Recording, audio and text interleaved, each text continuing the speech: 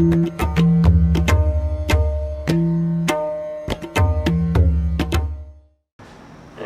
को नमस्कार। नगर निगम गाजियाबाद के कौशाम्बी क्षेत्र के पार्षद श्री मनोज गोयल जी आज हमारे बीच में हैं और हम कौशाम्बी क्षेत्र के विकास के बारे में और उनके फ्यूचर प्लान्स के बारे में उनके साथ में चर्चा करेंगे। नमस्कार सर। नमस्कार। हमारे आपने मुझे स्टूडियो बुलाया इस काम के लिए। जी जी। मैं पिछले 25 वर्ष से भारतीय जनता पार्टी का राजनीति हूँ जी। युवा मोर्चे में रहा, महानगर की मेन टीम में गाजियाबाद में उपाध्यक्ष रहा, राष्ट्रीय कार्य समिति बिजनेस सेल का मैं सदस्य भी रहा। इसके अलावा 2014 में जो नरेंद्र मोदी जी का अभियान था, चाय का अभियान था जी, पहले ही मैंने कैंपेन की थी। जनवरी 19 में तारीख को मैंने मेट्रो पे जी, पूरे इंडिया ने दिखाया था उसको। पहला कैंपेन था मेरा। और जो गैस की सब्सिडी जो मोदी जी ने कहा छोड़ दो, मैं आम आदमी के रूप में रिकॉर्ड भी है कि पहली सब्सिडी मैंने जो है छोड़ दी, गैस सब्सिडी। अच्छा। तो जो लोग गरीब थे तो उनके लिए थी, जो लोग गरीब लोग हैं जो सक्षम है वो सब्सिडी क्यों लें।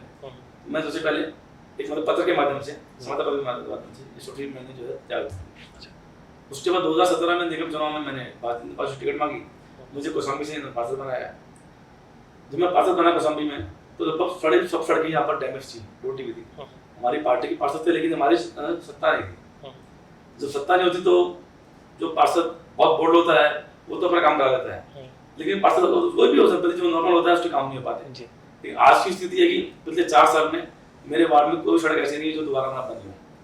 लगभग सब जगह काम हो चुका है। जो काम निगम में काम होता है, सड़कों का मतलब दोबारा से बनवाना, पार्कों की मेंटेनेंस कराना, समय समय पर डेली जो है सफाई कराना, स्ट्रीट लाइट का काम चलाना, मेरे वार्ड में हर जगह लगभग काम हो चुका है। जी। तो सर सबसे पहला जो एक मैं अगर सीधा सवाल करूँगा तो जो हमारे नाला है, जो ये मैक्स हॉस्पिटल के आगे में सेक्टर 1 में, यहाँ पे जो नाले से बदबू आती है काफ़ी सारी, और उसके आजू बाजू में लोग भी रहते हैं जो कि काफ़ी अनहाइजीनिक है एक इंसान के लिए उस जगह पे रहना, क्योंकि हम जब वहाँ से निकलते भी हैं ऑटो वगैरह से तो काफ़ी बदबू आती है और देखने में भी काफ़ी गंदा है। सर उसका मैं पिछले काफ़ी सालों से यहाँ पे हूँ, तो अब तक उसका कुछ निवारण हुआ है या करना है या क्या प्लान है आपका उसको लेकर के? देखिए, नाले की गंभीर समस्या है, सब जानते हैं जी। नाले से सब परेशान है। आसपास के लोग जो रहते हैं उनके एसी फ्रिज वो चल नहीं पाते हैं, गैस निकलती है जी। और जब गैस एसी फ्रिज को नहीं छोड़ पाता होता है कि मनुष्य को भी बहुत दिक्कत करता है, बीमारी होती है। इसके लिए निगम ने समाधान निकाला है। लगभग 10 करोड़ रुपए से निगम ने एक टेंडर पास कराया है। उसमें एक एसटीपी का प्लान लगने वाला साइड फॉर इंडस्ट्री एरिया में, जो पीछे से जितना गंदा पानी आएगा वो एसटीपी से जाके साफ होके फिर वो नाले में आएगा। अच्छा। मेरा मानना है कि 2-3 साल के अंदर ये नाला जो है एक नदी का रूप ले लेगा। जब साफ पानी आएगा तो नदी हो जाती है, लेकिन दिक्कत है, मैं मानता हूँ, क्योंकि जितना पहले यहाँ पर आबादी नहीं थी और इंडस्ट्री एरिया का जो गंदा पानी जगह जगह, क्योंकि पिछले सरकार ने ध्यान नहीं करा जी, सारा केमिकल का पानी सारा नाले में आता है जो नहीं आना चाहिए। अभी निगम वाले मतलब प्रस्ताव लेके आ रहे हैं और अपने पानी को वो फैक्ट्रियों में देंगे, बेचेंगे उसी पानी को। एचटीपी जो लगाएंगे ना तो उस पानी को वो फैक्ट्री में देंगे जी, तो ये फैक्ट्री वाले उस पानी का यूज करें और जो पानी की जो नीचे से जो निकासी मतलब नीचे से निकाल रहे हैं जी जी जी, वो भी कम से कम जो है कम से कम वाटर लेवल डाउन हो जाए। निगम लगे में अगर एनजीटी का कानून ना बनता तो ये नाला कवर भी हो गया होता। अच्छा। क्योंकि 2012 से पहले एनजीटी हमारे देश में नहीं था। 12 के बाद एनजीटी आया, उन्होंने कहा कि कोई भी नाला कवर नहीं होगा। तो ये बताते हैं जयपुर में एक बाढ़ आई थी 5 साल पहले, तो वहाँ पर जयपुर गवर्नमेंट ने सारे नाले बंद कर दिए थे। नाले एक तरह से ना हमारे नस हैं जी, जिससे खून निकलता है ना नसों से, ऐसे सारा पानी नाले में निकलता है जी। तो उन्होंने नाला कवर करा जयपुर के अंदर, तो जयपुर के अंदर एक भीषण बाढ़ आ गई। तो एनजीटी ने कहा नहीं कोई नाला कवर नहीं होगा, नाले की सफाई कराइए समय समय पे, क्योंकि जब होता है जैसे मान लो हैवी रेन आ गई तो नाले का पानी बाहर निकल नहीं पाता, तो वो क्या होगा कि आसपास की इलाका फैल जाएगा और कवर हो जाएगा जी जी। हम भी लगे, मैं रोका लगे कि सुप्रीम कोर्ट ने गरीबी के नाले का निवारण, लेकिन अब निगम कर रहा है, बहुत जल्दी है नाला भी आपको 2-3 साल बाद साफ, तो समय लगता है किस चीज में जी जी, लेकिन सरकार बदली है तो साथ साथ कुछ चीजें चेंज हुई हैं। अच्छा, एक बड़ा परिवर्तन इस योगी सरकार में आया है जो लोगों को दिखाई नहीं दे रहा है। वो नाला भी सर 10 करोड़ का टेंडर हुआ है फिलहाल सफाई के लिए, उसके बाद फिर एस्टिमेट जाएगा तो नाले के अंदर पानी, तो नाला बोल रहे हैं ना ये साफ पानी के रूप में निकल के आएगा, साफ पानी हो जाएगा। ये तो एक काफी अच्छी बात बताई सर। अच्छा, आपने योगी जी की बात करी, तो एक योगी जी का जो देखा जाए पूरा जो उत्तर प्रदेश का, वो सर आपके पर्सपेक्टिव से, क्योंकि आप उन्हीं की पार्टी से बिलोंग करते हैं, विचारधारा सेम है, कुछ एक ऐसी, क्योंकि देखिए अगर हम किसी पार्टी से बिलोंग करते हैं तो हम उसके बारे में अच्छा ही बताएंगे, वो जायज़ रहता है, साफ सीधी बात है। लेकिन अगर कुछ आपको ऐसा लगा कि योगी जी बेटर कर सकते थे पिछले 5 सालों में, 17 से अब तक जो उन्होंने दोबारा से चुनाव जीता, अच्छा काम किया उन्होंने, काफ़ी अच्छे काम किए, लेकिन कुछ अगर आपको अपनी तरफ से लगा हो? देखिए 2007 से 2012 तक बसपा की सरकार रही। जी। तो जानते हैं कि बसपा ने जो सरकार चलाई वो जातिवाद के ऊपर चलाई, काम नहीं करे, काम दिखाई नहीं दिए, अच्छा। लेकिन जातिवाद को बढ़ावा दिया। प्रदेश में गुंडा राज था, विकास कहीं होने को तो नहीं था। उसको देखते हुए लोगों ने कहा भैया मायावती की सरकार बेकार है, तो लोगों ने, क्योंकि भारतीय जनता पार्टी थोड़ी सी कमजोर थी, तो लोगों ने सपा आ सकती है, सपा को उन्होंने अच्छा मैंडेट दिया और 12 में सपा की सरकार आई। लेकिन सपा तो उससे भी ज्यादा वो निकली।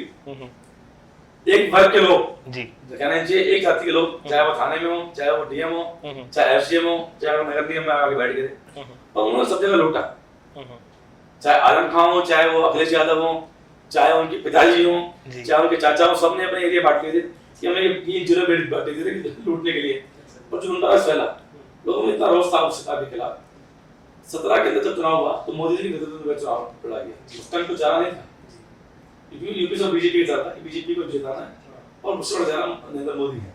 जब हम सरकार में आए तो हमारी पार्टी ने निर्णय लिया कि इस सरकार को कोई अच्छा व्यक्ति चला सकता है, तो हमारे साथ योगी आदित्यनाथ का चेहरा लेकर चलेंगे। तो 5 साल उन्होंने मुख्यमंत्री का काम करा, दिखाया कि कैसे गुंडाराज को उन्होंने जो है खत्म करा, कैसे गैंगस्टर खत्म हुए, कैसे लोग जेल में आके कहते थे कि कोर्ट में आके सॉरी थाने में आके मुझे अरेस्ट कर लो। लोगों मन के अंदर रात को 12 बजे ये महिलाएं सड़कों पर घूमने लगी थी, पहले 8 बजे के बाद अपने घर के अंदर कैद हो जाती थी। उन्होंने ये दिखाया कि हम जातिवाद की उन्होंने सबका साथ सबका विकास सबका विश्वास की सरकार चलाई और उसका परिणाम निकला कि 2022 के तक एक अच्छा मैंडेट दोबारा से आया। 19 में भी अलायंस हुआ था, मायावती ने और अखिलेश ने अलायंस किया था, लेकिन जनता को पता चला कि ये अलायंस में होना कुछ नहीं है, तो चोर है लोग। मेरा मानना जो भी आदमी ना जातिवाद राजनीति करता है, क्षेत्रीय राजनीति करता है, वो देश का विकास नहीं करता, वो भी जेब का विकास करता है, अपने जड़ का विकास करता है। वो होता ही सबको सब देखते हो, चाहे ममता बनर्जी चाहे बंगाल में कर रहे हो, चाहे तमिलनाडु में वो डीएमके कर रहा हो, सब जगह ये हाल है। इसलिए 2 पार्टी हमारे देश के अंदर है, कांग्रेस और बीजेपी।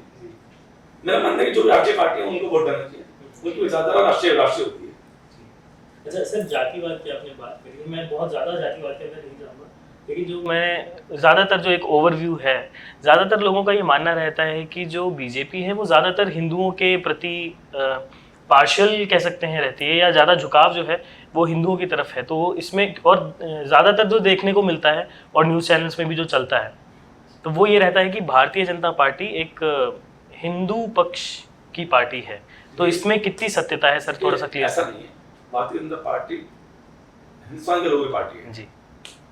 जो भी भारत में रहता है ना, मेरा मानना है कि वो सारा हिंदू है, हिंदू धर्म नहीं है। एक हिंदू तो जो है एक विचारधारा है। आपको नाम भी सर एनोल है ना, एनोश जी ईसाई नहीं है जी जी। लेकिन आप देखते हैं कि आपको कोई दिक्कत है जिसके अंदर नहीं कोई दिक्कत है, दिक्कत उनको आती है जिनको गलत काम करना होता है, चाहे वो किसी धर्म के लोग हो जी। मेरा मानना है कि अगर आप कोर्ट में आप अगर जेल में जाएंगे ना तो आपको एक धर्म के लोग ज्यादा मिलेंगे, अंदर जेल में मिलेंगे। क्यों मिलेंगे? वो उनकी मानसिकता नहीं बदली, क्योंकि वो सोचो बाहर से आए थे ना, वो लोग जब 800 देश में आए थे ना तो वो लोग आक्रमणकारी थे, अच्छा आतंकवाद थे। तो उनके मन से वो आतंकवाद अभी तक निकला नहीं है, अच्छा निकला नहीं है। क्योंकि जो आदमी किसी की बलि करता है ना अपने हाथ से, उसके अंदर वो खून की उसको परवाह नहीं होती, उसके अंदर आत्मा ज्यादा होता है। हिंदुओं का आज तक जो है, हमारे कहते हिंदू धर्म में तो आज तक जो है पशु पक्षी हम लोग तना देते हैं ना, चींटी मार सकते नहीं, तो कैसे उनके अंदर होगा कि कैसे वो ऐसा होगा कि वो हम किसी को तंग करेंगे। आज हमारे सभ्यता को हम नहीं मान रहे, आज अमेरिका के अंदर हमारा धर्म जो है बढ़ता चला जा रहा है, आज यूरोप में हमको मानने लगे जी जी। ये लोग इतने अच्छे लोग हैं, सबको साथ ही करते हैं, और ईसाई कंट्री में बहुत ज्यादा बढ़ रहा है। आप देखते होंगे मुस्लिम कंट्री में बढ़ रहा है, लेकिन ईसाई कंट्री में हिंदू धर्म ज्यादा अपनाया जा रहा है जी, सहनशीलता हमारे अंदर ज्यादा है। तो ऐसा ही गलत आरोप है, हमने सबका साथ सबका विकास सबका विश्वास लेके चले। अभी चुनाव हुए थे, जब 2.5 लाख के मकान सबको मिले जी, अब देख रहा हूँ उसमें एक संप्रदाय है लोग, मैं नाम नहीं दूंगा, 7 मकान उन्हीं के हैं, लेकिन उन्होंने वोट नहीं दी। यार हमको लाभ तो मिला सरकार से, लेकिन वोट नहीं देंगे। यानी पहले सरकार में उनको लाभ नहीं मिलता था, अच्छा, लेकिन वोट नहीं देंगे, वोट देने से उनको डर पैदा हो रहा है। अच्छा, अभी रामनवमी का टाइम था, पता होगा तो इसमें दंगे हुए, जगह दंगे हुए, ये भी दंगे के नहीं हुए, क्योंकि सरकार का जो है डंडा था, तो दंगा करेगा ना उसको परिणाम भुगतना पड़ेगा, और होना भी चाहिए। अच्छा, महंगाई पर तो सख्ती नहीं करेंगे, महंगाई मानेंगे नहीं, महंगाई किसी धर्म के नहीं होते जी, महंगाई कोई भी हो सकता है। सही बात है सर, लेकिन क्या आपको लगता है कि जो देश में जब चुनाव होते हैं तो क्या धर्म को एक मुद्दा रखना चाहिए? क्योंकि जो हम देख रहे हैं पिछले कुछ सालों से कि जब भी चुनाव होता है तो धर्म एक अहम मुद्दा बनकर के आ जाता है। कि जैसे अभी हमारा जब चुनाव हुआ है उत्तर प्रदेश का, तो उसमें भी 80-20 वाली जो बातचीत हुई थी वो भी हुई थी। तो क्या धर्म का मुद्दा होना चाहिए हमारे देश में चुनाव के प्रति, या फिर हेल्थ एजुकेशन, क्योंकि एजुकेशन लेवल हम काफ़ी नीचे हैं, हेल्थ सेक्टर में हम बहुत नीचे आ चुके हैं। इकोनॉमिकली भारत की हालत कुछ ठीक नहीं है, मतलब पिछले, और बेरोजगारी तो सर मतलब देखा जाए तो चरम पे है। तो धर्म की तरफ बात करने से अच्छा है कि हम अगर इस तरफ बात करें, ज़्यादातर नेता लोग, ये नहीं है कि सिर्फ एक पार्टी, सारी ही पार्टियों के नेता वो ज़्यादातर धर्म के ही बारे में, कभी देखते हैं कि राहुल गांधी जी जा रहे हैं किसी मंदिर में पूजा करने हैं, तो ऐसे जाकर के कोई भाजपा के एक जो है वो कभी किसी उसमें मंदिर में जा रहे हैं, वाराणसी में जाकर के गंगा स्नान कर रहे हैं। तो हम क्यों, ज़्यादातर जो हमारे देश के नेता है वो क्यों इस तरफ झुक रहे हैं, वो इस तरफ क्यों नहीं जा रहे कि हम किसी स्कूल में विजिट कर लें या हम स्कूल की हालत देख लें? देखिए सर, आपको लगता है जानकारी थोड़ी सी कम है। अच्छा।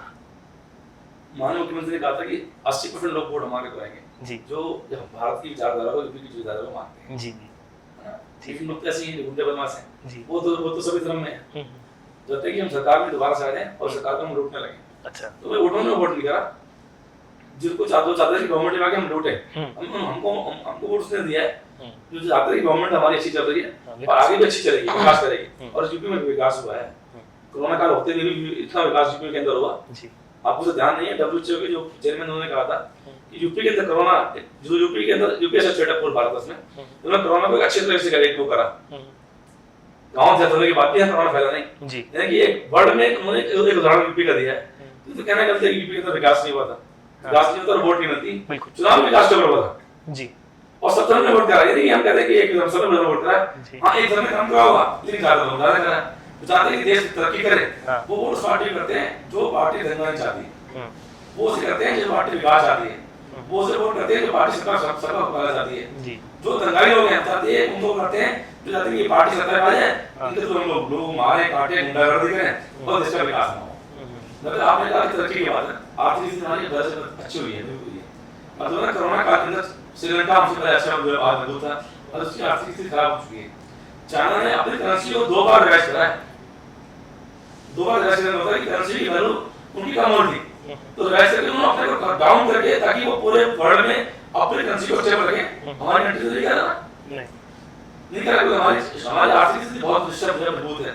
और रशिया जो चल रहा है, रशिया भी चाह रही है, हमारी गवर्नमेंट भी चाह रही है कि भारत एक ताकतवर देश बन के उभरा है। आज मोदी के नेतृत्व में भारत एक ताकतवर देश बन चुका है। आज हमारी वैल्यू है पूरे वर्ल्ड के अंदर। मैं तो बात नहीं कर रहा इंडियन हूं, इंडियन तो ज्यादा गवर्निंग करते हैं, आप और बात में इंडियन जाओ, उसकी वैल्यू इंडिया की वैल्यू हो चुकी है जी। तो ये कह रहा है कि भारत में धर्म के आधार पर वोट मिलता है, वोट मिलता है, काम ज्यादा मिलता है, वोट मिलता है कि हमने किस तरह से लोगों को सबका साथ, सबका विकास, सबका नाम देते हैं। वोट हमको यूपी गवर्नमेंट ने वोट दिया जी, तो लोगों को उम्मीद थी कि सत्ता में आएंगे, लेकिन जो हमने काम किया है, जो हमने काम किया है, लोगों ने कहा तो मेरे पास सवाल लोग आते थे 10 तारीख के बाद देखेंगे क्या होगा, नन्ना से कोई बेहतर, लेकिन पता है नन्ना नहीं होगा, तो आप करोगे नहीं हो जाएगा बाद में, जो हार होगा। आज वो दिख नहीं रहे हैं, वो कहते हैं उल्टा कर दिया रहे हैं, हम थाने में ऐसे कर रहे हैं क्या हो जाएगा 10 तारीख के बाद, अब तो हमारे को कुछ बिगाड़ता नहीं है कि उन जाके बैठेंगे हम कर करेंगे। लेकिन उत्तर प्रदेश ने दिखाया कि सरकार हमको उसी जो हमारा काम भी करे, उसने हमारा विश्वास जीता है। तो सर बहुत बहुत धन्यवाद हमसे बात करने के लिए, काफ़ी अच्छा लगा। बाकी एक आखिरी अगर मैं सवाल पूछना चाहूँगा, आपने अपने क्षेत्र में कुछ एक ऐसा प्लान रखा है जो कि आने वाली पीढ़ियों के लिए, क्योंकि आप एक पार्षद हैं, नगर निगम से हैं, तो काफ़ी सारा डेवलपमेंट आपके अंडर में है, तो सर जो नई जनरेशन है, जो छोटे बच्चे हैं या फिर जो यंग यूथ्स हैं, उनके लिए कुछ ऐसी आपकी कोई विचारधारा हो कि आप आगे चल के उसको मुकम्मल करना चाहेंगे? देखिए मेरे पूरे वार्ड में आसपास बच्चों के लिए खेलने ग्राउंड जी, सामने भी जगह बड़ी ना देखी है, मैंने करीब नगर से बात की कि उस रात को जो है एक बड़ा ग्राउंड तो मुझे करते हैं कि बच्चे क्रिकेट भी खेलें हैं, वॉलीबॉल भी खेलें हैं। होता है कि आजकल बच्चे ना माहौल में मस्त रहते हैं जी, कंट्रोल रहते हैं। हाँ। आज तो अभी आंधे मतलब उनकी आंखें बंद हो रही हैं। हाँ।